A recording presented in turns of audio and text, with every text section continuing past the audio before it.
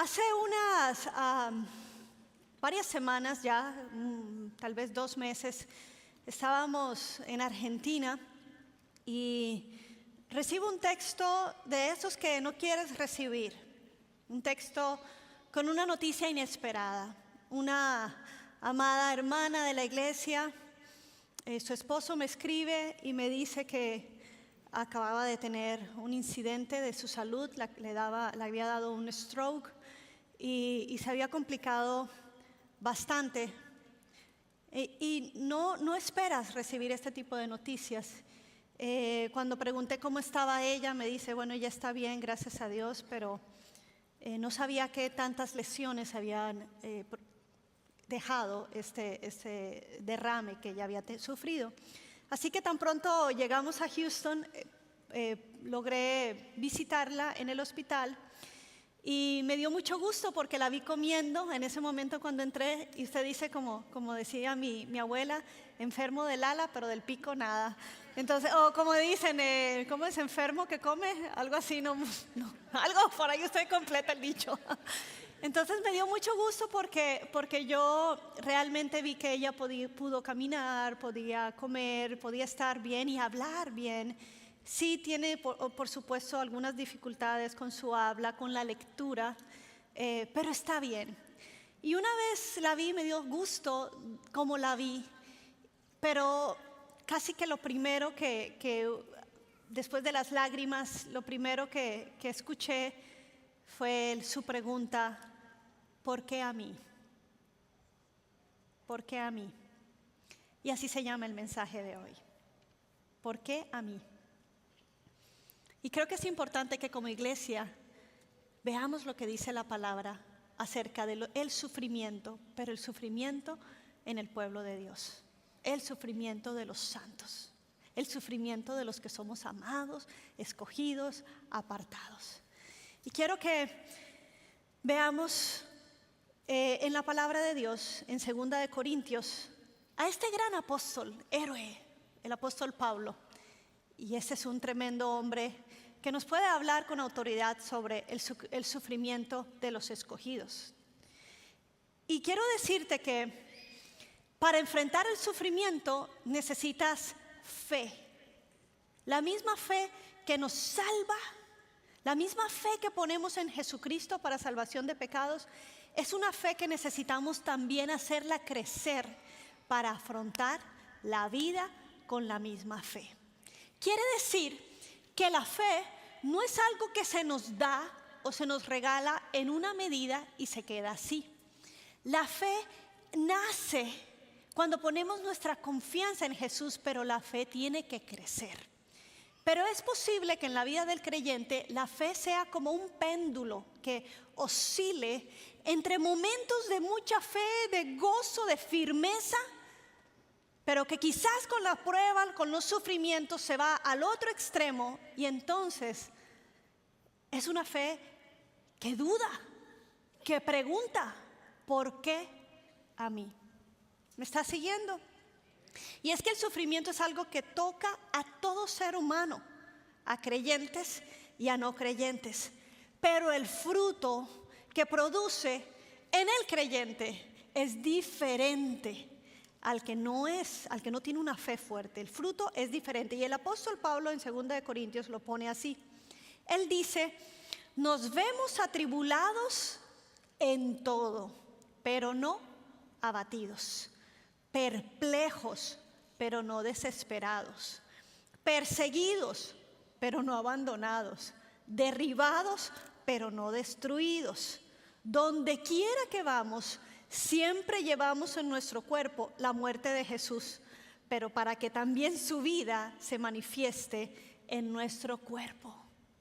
El apóstol Pablo no le puso máscaras, no minimizó el dolor ni el sufrimiento. No dijo: no, hermano, ahí vamos, bien, gracias a Dios, en las cartas, aquí vamos, luchándola, pero bien. No, atribulados en todo, pero no abatidos. Atribulación es tormento, es realmente tener muchísimos problemas y dificultades, pero él usa la palabra pero no estamos abatidos. Una persona abatida es una que ha perdido las fuerzas y el ánimo. Es uno que ya lo dejaron sin fuerzas y sin esperanza. Él dice, sí, en todo. Y yo creo que este hombre, en otro, creo que ahí mismo en Corintios, cuando él defiende su apostolado, y él dice, yo llevo en mi cuerpo las marcas de este evangelio. No sé cuántas veces le dieron látigos, el castigo romano, varias veces naufragó. En una ocasión lo apedrearon y lo sacaron de la ciudad porque creían que estaba muerto, así le habrían dado. Pero ¿sabes qué? Después de haberse apedreado y después de que volvió en sí, el tipo entró otra vez a la ciudad a terminar el testimonio por el cual él había llegado allí. Y además perseguido, dice, por los de adentro y por los de afuera. Los perseguían los griegos, a veces los mismos judíos y a veces los mismos cristianos. Entonces él decía, por todo lado hay tribulación, problemas, perplejos. Un perplejo es como cuando usted se le cae la quijada del asombro, pero no desesperado. Pero me encanta porque al final él dice, a donde voy, de alguna manera me encuentro con el sufrimiento de Cristo, con la muerte de Cristo, pero también recuerdo que si Cristo resucitó, yo también llevo en mí la resurrección de Cristo, la vida de Cristo. Entonces, pero por otro lado, vemos en la palabra de Dios que en los evangelios Jesús nos invita a que hagamos una transacción con Él. Él nos dice, todos los que estén cargados y cansados, vengan a mí, que yo les voy a dar descanso. Y además dice, y les daré una carga, no dice les voy a quitar toda la carga, les dice, les daré una carga ligera, una carga liviana. Lo que sucede es que las cargas o el peso de la carga va a ser muy relativo. Lo que para algunos es liviano, para otros puede ser muy pesado. O si no, vaya al gimnasio y vea esos grandulones que a uno le da pena hacer ejercicio a veces delante de esa gente que anda así y anda así con unos cosos así grandotes y uno ahí con 5 temblando. Y claro, en ese sentido, si yo le doy mi carga al otro, va a decir, esto no es nada. Claro, para usted, pero para mí es pesada. Entonces Jesús dice, yo te daré una carga que es liviana y que es fácil. Mi carga es ligera.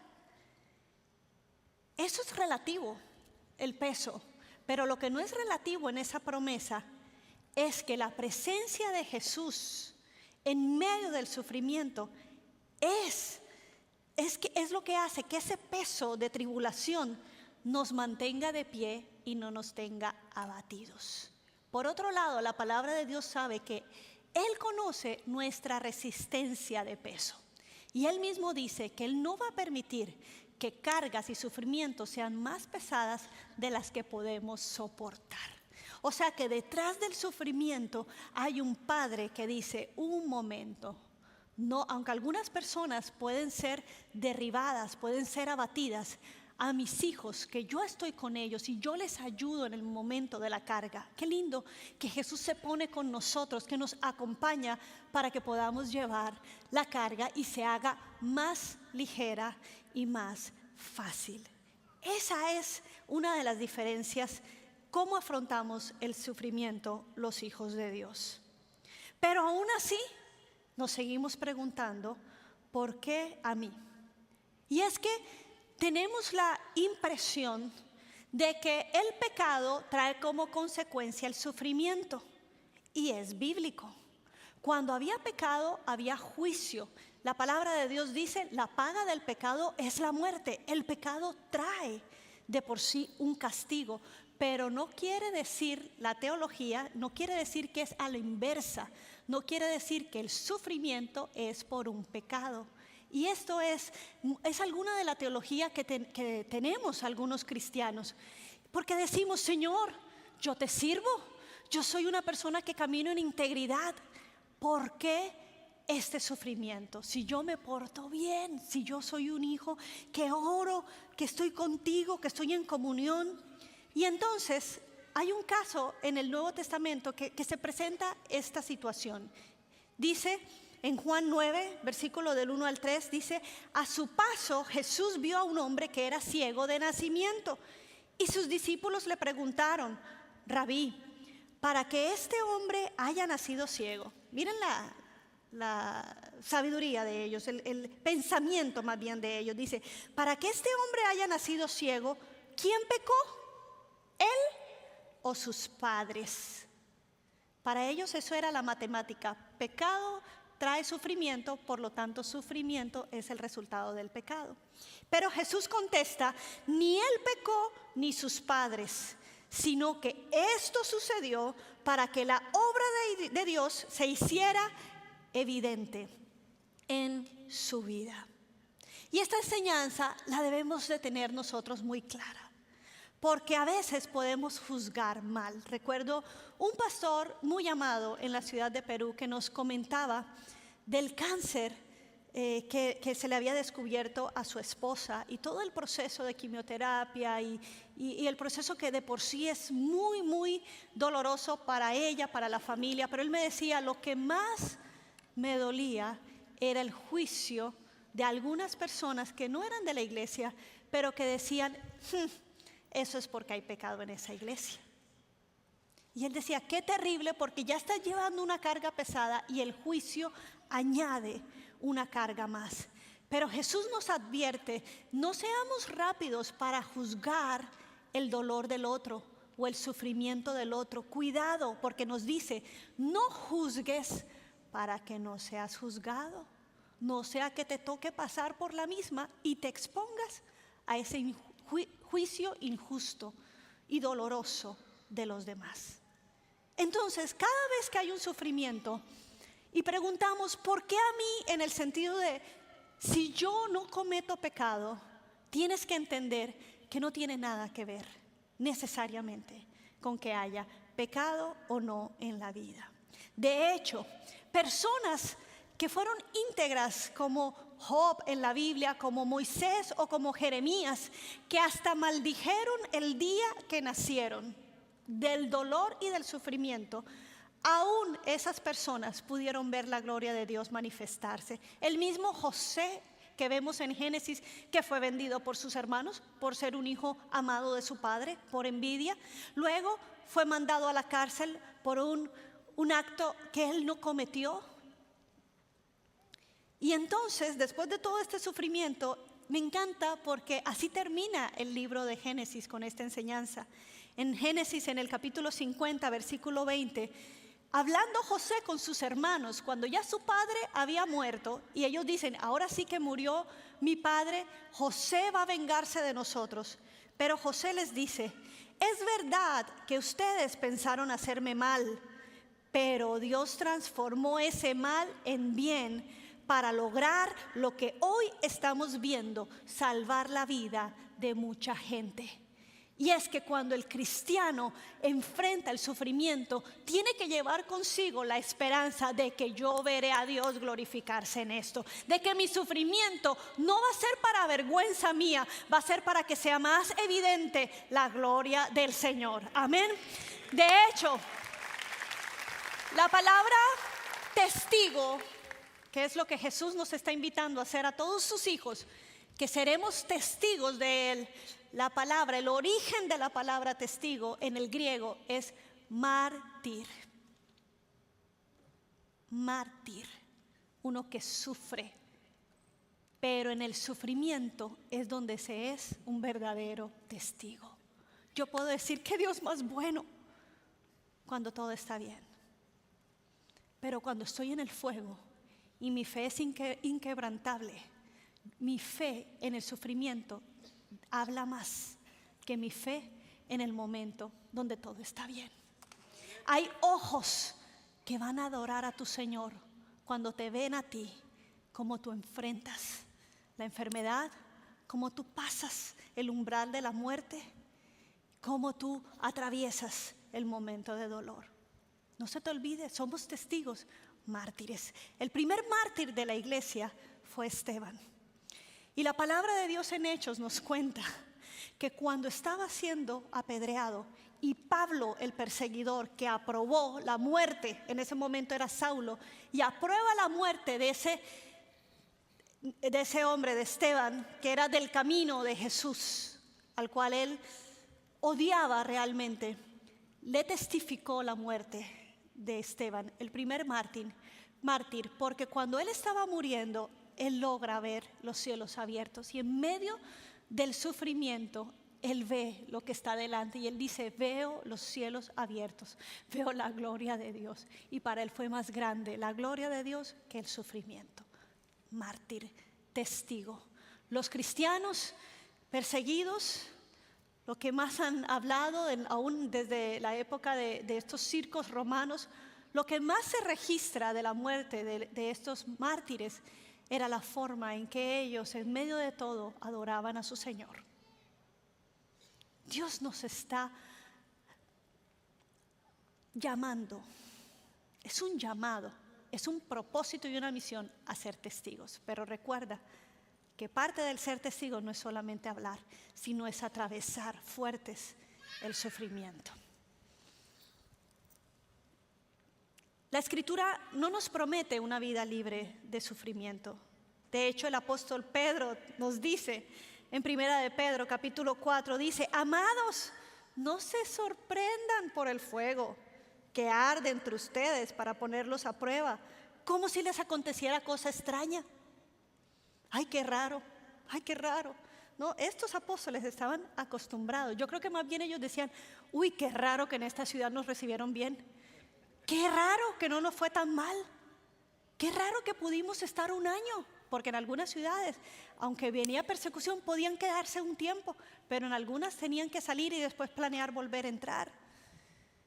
Y así lo dice Pedro. No se sorprendan por el fuego para ponerlos a prueba como si fuera alguna cosa extraña. Lo que sí sigue diciendo el apóstol Pedro es que ninguno de ustedes padezca como homicida, o como ladrón, o como malhechor, o por entrometerse en asuntos ajenos. O sea, hay tipos de sufrimientos. Que ninguno padezca porque se ha portado mal, no. Pero si alguno padece como cristiano, no se avergüence, más bien glorifique a Dios en este nombre. Pablo nos describe el propósito de la aflicción. Él se da cuenta de algo maravilloso. Él dice en 2 Corintios, en el capítulo 1, dice, hermanos, no queremos que desconozcan las aflicciones que sufrimos en la provincia de Asia. O sea, él escribe todo a ellos.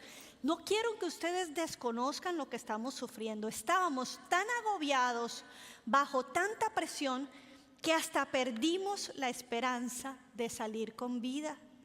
Nos sentíamos como sentenciados a muerte. Pero eso sucedió para que no confiáramos en nosotros mismos, sino en Dios que resucita a los muertos. O sea, ellos ya estaban diciendo, bueno, si ya este es el fin, y si Dios quiere que sigamos, nos va a resucitar. O sea, ya estaban seguros de la muerte. Pero Él dice, Él nos libró y nos librará de tal peligro de muerte. Y dice el apóstol, en Él tenemos puesta nuestra esperanza y seguirá librándonos. Amén. Viene esto, dice, bueno Señor, tú me has enseñado en medio del sufrimiento que yo pongo en ti mi confianza y que si así como me libraste, tú me vas a seguir librando y vas a cumplir tu obra en mí. De alguna manera, dice el apóstol Pedro también, dice que es que el sufrimiento en el caso de los creyentes genera un fruto tan bueno cuando perseveramos, porque ¿sabes qué pasa? Nos da más fe. Salimos más fuertes, nos hace mejores testigos. Quiero dar la primera respuesta a la pregunta, ¿por qué a mí entonces? Número 1, porque Jesús sufrió también. Y si Dios y Jesús probaron lo que es el sufrimiento, ¿no crees que cuando nos bautizamos con Jesús es solamente bautizarnos y meternos en agua para perdón de pecados? Cuando uno se bautiza en la fe cristiana, uno se bautiza también con la vida de Cristo y con el sufrimiento de Cristo. Ahora, no te estoy dando una mala noticia, porque te bautices o no, sufrimiento lo vas a afrontar en esta vida. Pero la diferencia es que cuando tú te bautizas en la muerte y sales de esas aguas, tú también te bautizas en la resurrección. Y esa es una esperanza tremenda. Entonces, Cristo, Él es la encarnación de Isaías 53, el verbo o el siervo sufriente. Isaías decía que el Mesías iba a ser un hombre de dolores, un varón de dolores le llama. Pero el Padre también sufrió al entregar a su Hijo. Un padre profundamente consternado por la muerte de su hijo le pregunta al pastor: ¿dónde estaba Dios cuando mi hijo murió? Y el pastor contestó con un ánimo tranquilo y le dijo al hombre: Dios estaba en el mismo lugar donde estaba cuando su propio hijo murió. Dios conoce. Dice la palabra de Dios que Jesús, tenemos un sumo sacerdote que es Jesús, que probó todo el dolor, todo.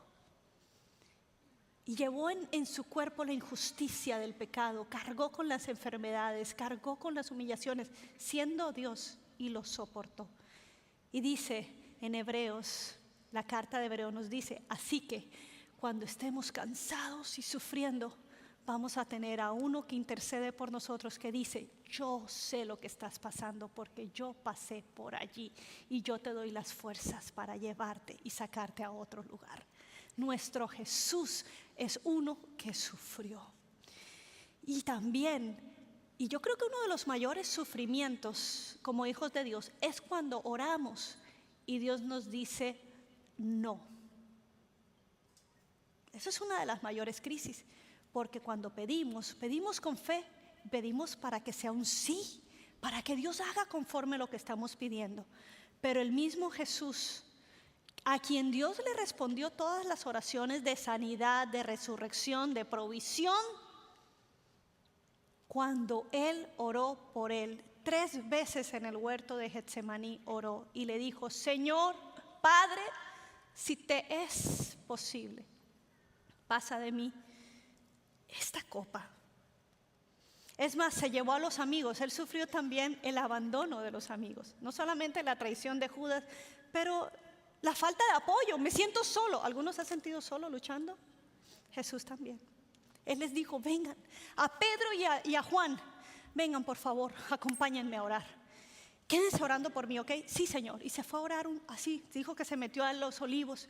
Y cuando regresó, y le dice a ella: oigan, les dije que por favor, mi alma está sumamente triste, les decía Jesús, y angustiado.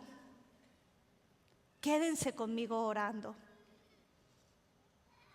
Y se durmieron. Se fue por segunda vez a orar y otra vez le dice: Padre mío, si no es posible evitar que yo beba este trago amargo, hágase tu voluntad. Y entonces vuelve a donde estaban sus discípulos, sus compañeros de oración, y los encuentra dormidos otra vez. Y le dice: caramba, ¿no pudieron mantenerse despiertos ni una hora? Estén alerta y oren para que no caigan en tentación. El espíritu va a estar dispuesto a hacer la voluntad de Dios, pero la carne es débil. Por eso es necesario que pongamos la carne en oración, que estemos orando constantemente. No para que no venga el sufrimiento, sino para que podamos vencerlo más rápido, para que podamos ser más fortalecidos. Y esa es una de las claves que nos da Jesús en medio del sufrimiento. La oración de fe no es una oración que demanda o declara, reclama o exige. Yo lo pido, yo lo creo, yo lo reclamo. Mucho cuidado, porque la máxima declaración de fe es cuando después de decir, yo sé, Señor, que en el nombre de Jesús tú sanas. Pero la máxima declaración de fe es decir, pero que no se haga lo que yo quiero, sino yo oro esa voluntad perfecta que se hace en los cielos, en la tierra, en mi vida. Y eso lo oro con fe y creo que es la voluntad perfecta la que se va a hacer en mi vida y estoy bien con eso. Eso es una máxima declaración de fe. Y es que las oraciones siempre tienen que ser en humildad y en sumisión a Dios. A Dios no le podemos torcer la mano. El poder, Él tiene la última palabra. Y Él quiere que vivamos en fe y en autoridad y creyendo, pero siempre dispuestos a aceptar su voluntad. ¿Está conmigo? Entonces, cuando a veces oramos por amados y decimos, Señor, en el nombre de Jesús, sánalos. Señor, creemos que tú los puedes sanar, que tú los levantas. Y la respuesta a veces es un no. Y es el tiempo de partir.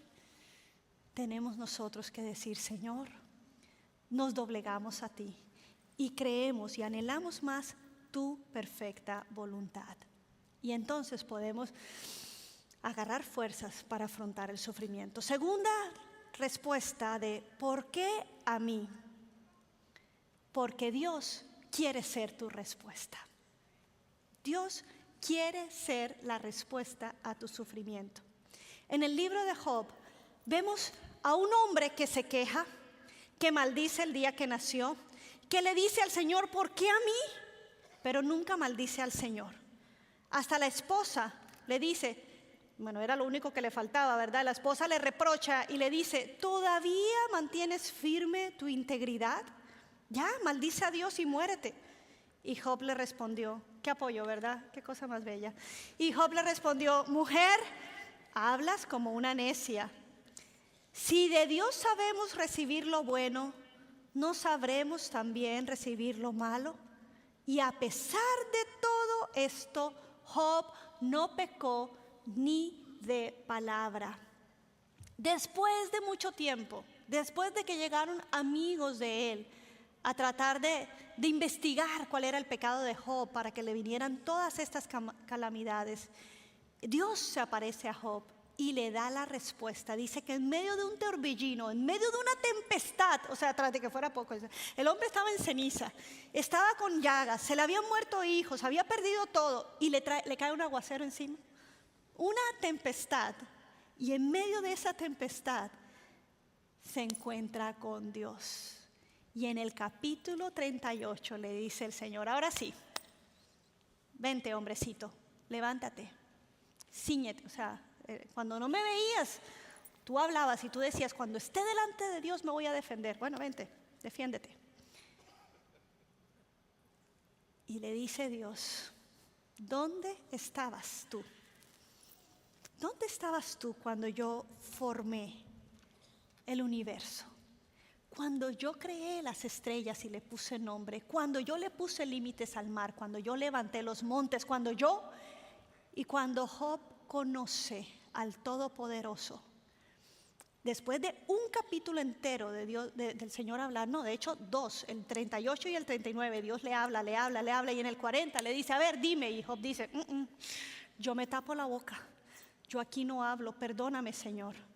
Y sigue en el capítulo 39 y en el capítulo 40 le dice el Señor, ¿corregirá al Todopoderoso quien contra él contiende? Que le responda a Dios, ¿quién se atreve a acusarlo? Y dice Job, ¿qué puedo responderte si soy tan indigno? Me tapo la boca con la mano, hablé una vez y no voy a responder. Es más, acabo de hablar, pero no voy a insistir. Y luego en el capítulo 42, Dios sigue hablando quién es Él, su poder, mostrándole quién es la clase de Dios. Job termina diciendo, yo sé muy bien que tú lo puedes todo, que no es posible frustrar ninguno de tus planes. ¿Quién es este? Has preguntado, que sin conocimiento oscurece mi consejo. Yo reconozco que he hablado de cosas que no alcanzo a comprender, de cosas demasiado maravillosas que me son desconocidas. Tú dijiste, Señor, ahora escúchame, yo voy a hablar y yo te cuestionaré y tú me responderás. Señor, yo de oídas había oído hablar de ti, pero ahora te veo con mis propios ojos, por lo tanto me retracto de lo que he dicho y me arrepiento en polvo y ceniza.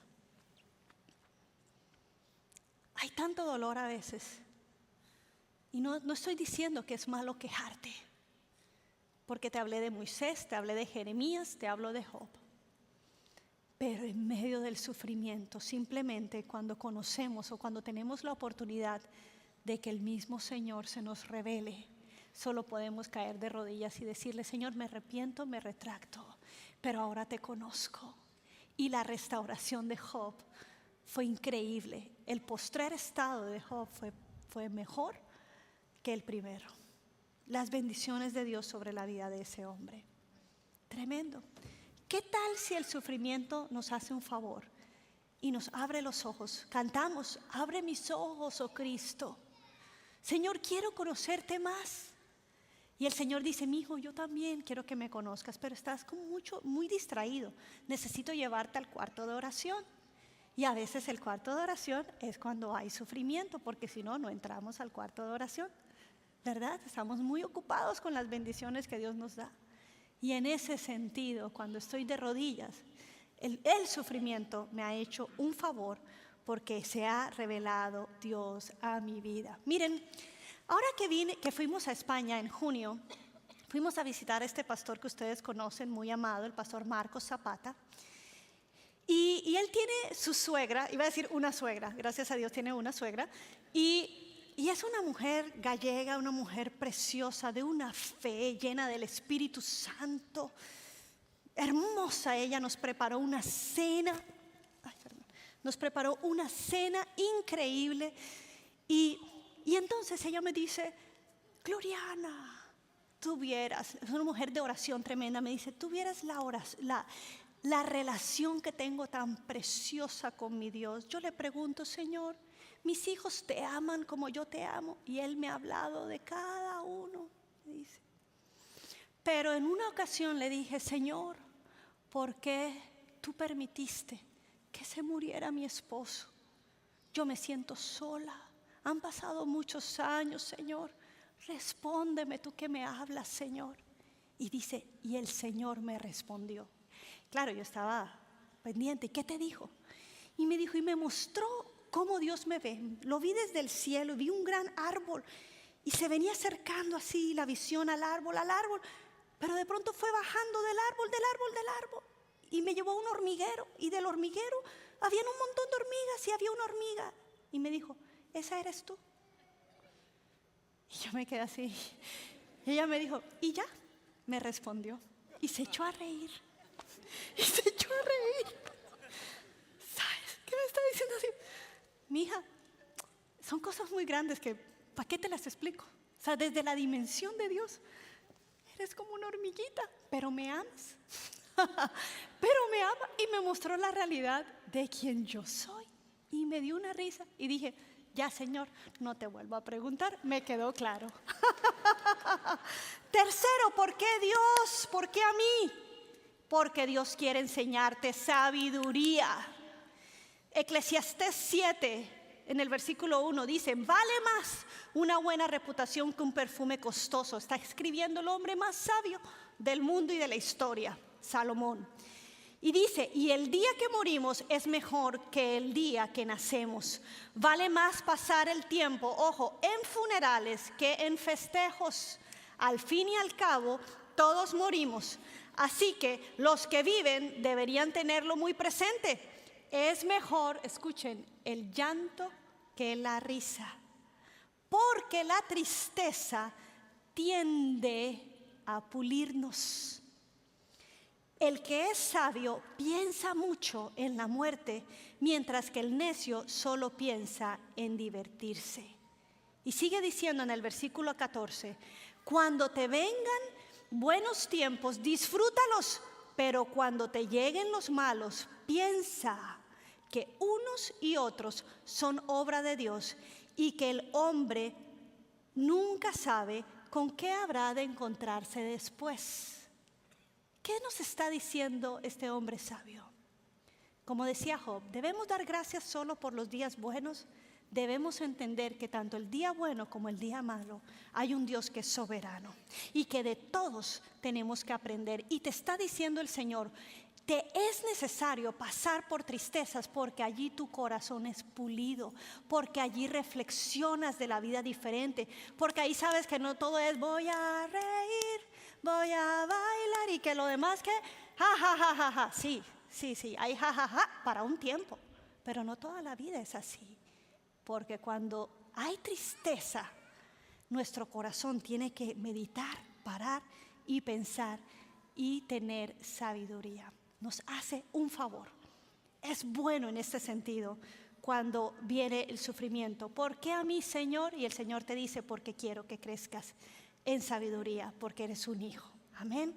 Ponte de pie, por favor, y vamos a orar a nuestro Padre. Dios, gracias, Señor, te adoramos. Te adoramos, Señor. Hoy venimos a tu presencia como hijos. Hoy, Señor, sabemos que eres un Padre bueno, Señor, y que nos cuidas en medio del sufrimiento. Gracias, Señor, porque hoy sé que no hay un sufrimiento que yo no pueda soportar, que tú estás conmigo, Señor, llevando la carga pesada para que yo pueda llevarla también y soportarla. Yo oro, Señor, para todos mis hermanos que estén atravesando momentos de muerte, de un familiar, de enfermedad, de situaciones dolorosas. Oro que tu Espíritu Santo revele a Cristo. Oro, Señor, que en esos tiempos de oración podamos ver que tú eres todopoderoso, que tú tienes tiempos perfectos, que tú, Señor, eres un varón experimentado en dolores, Señor, y que no estamos solos. No tenemos un Dios que no tiene ni idea de lo que es el dolor. Al contrario, tenemos uno que se compadece de nuestros sufrimientos. Y hoy el Señor te dice, yo te sostengo, no te me vas a quebrar. No te me vas a desanimar, no vas a estar abatido, no vas a estar derrotado, no vas a estar en desesperanza. Hoy infundo fuerzas nuevas en ti. Hoy yo te digo, vas a salir del otro lado victorioso, porque así como te identificas con el sufrimiento y la muerte, yo resucité, yo vencí lo invencible, yo vencí la muerte. Esto te da esperanza. No te me apartes, no te me vayas lejos, porque ¿a dónde irás sin mi ayuda y sin mi presencia? Mantente cerca, que soy el único que puede sostenerte y fortalecerte. Hoy oro por fuerzas sobrenaturales del Señor sobre ti. Hoy oro que tu espíritu se enfoca y todo pensamiento de desánimo se echa afuera, y tú cantarás las victorias de tu Señor, que es tu esperanza, en quien has puesto tu confianza. Yo te bendigo en el nombre de Jesús, y que la presencia del Espíritu Santo esté en tu casa, en tu mente, en tu trabajo, y te dé sabiduría. Que todo momento de tristeza y tribulación te haga pensar de una manera diferente y meditar, y que el Señor sea revelando y dando sabiduría para todo aquel que lo necesite, en el nombre de Cristo Jesús. Amén y amén. Vamos a darle un aplauso a nuestro Señor. Victorioso es Él. Amén. Espero que hayas disfrutado del contenido de este video, y si quieres recibir más de esto, por favor suscríbete en nuestro canal.